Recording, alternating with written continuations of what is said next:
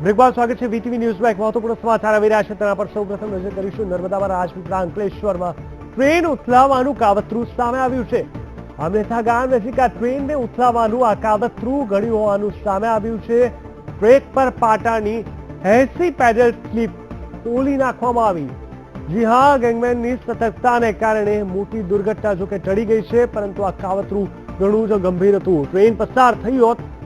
તો મોટામાં મોટી દુર્ઘટના સર્જાઈ હોત અજાણ્યા શખ્સો દ્વારા આ ક્લિપ કાઢવામાં આવી છે એસઓજીની ટીમ દ્વારા સ્થળની મુલાકાત પણ લેવામાં આવી છે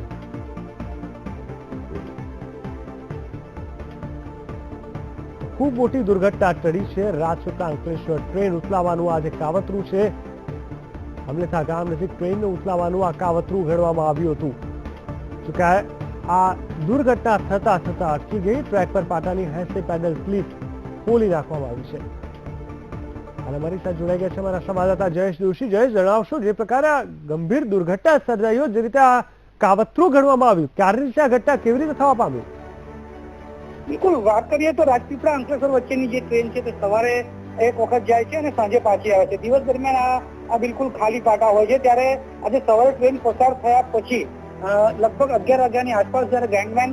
પાટા પરથી પસાર થતા હતા ત્યારે એમને જોયું કે બંને પાટાની 40 એટલે કે કુલ 80 ક્લિપો આંબેઠા ગામ પાસે કોઈક છૂટી કરેલી હતી અને તેને કારણે કદાચ આ ટ્રેન ઉથલાવવાનું પણ કાવતરું હોઈ શકે અથવા તો લોખંડનો ભંગાર એકત્ર કરવા વાળા કોઈ લોખંડના ભંગાર માટે લીધું હોય તે પણ હોઈ શકે પરંતુ એમ જ લાગી રહ્યું છે કે જાણે ટ્રેન ઉથલાવવાનું કોઈ કાવતરું હોય અને તેને કારણે એસઓજી રેલવે અને નર્મદા પોલીસ હાલ તો તપાસ ચલાવી રહી છે કે સવારની ટ્રેન ગયા પછીનું જો છે એટલે બની શકે કે વહેલી સવારમાં આ એક ઘટના ઘટી હોય અને વહેલી સવારે જ કોઈ આ કાવતરું કર્યું હોય હાલ તો રેલવે પોલીસ અને એસઓજી પોલીસ તપાસ કરી રહી છે કે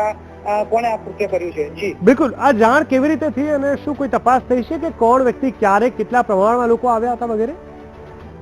બિલકુલ આ એક નાનું ગામ છે આમલેઠા ગામ પાસે જ્યાં ખાસ અવર જવર હોતી નથી અને ટ્રેન જે વહેલી સવારે 6:30 વાગે જાય છે તે આમલેઠા ગામથી લગભગ 7 વાગ્યાની આજુબાજુ પસાર થઈ ગયો હશે અને ત્યાર પછી લગભગ 10:30 11 વાગ્યાની આસપાસ એક ગેંગમેન જ્યાં ત્યાં કઈ ફાટકો હોય છે તે ફાટકો બંધ કરવા માટે એક ખાસ ગેંગમેનો રાખેલા હોય છે અને ગેંગમેનો આ પાટા પરથી કાયમ અવર જવર કરતા હોય છે ત્યારે એક ગેંગમેનની નજર પડી કે લગભગ 40 જેટલી ક્લિપો એક પાટાની એટલે બે પાટાની 80 જેટલી ક્લિપો નથી અને જો આ ક્લિપો ના હોય અને સાંજે જો એના પછી ટ્રેન પસાર થાય તો એ ચોક્કસ ઉથલી પડે અને તાત્કાલિક એને રાજપીપળા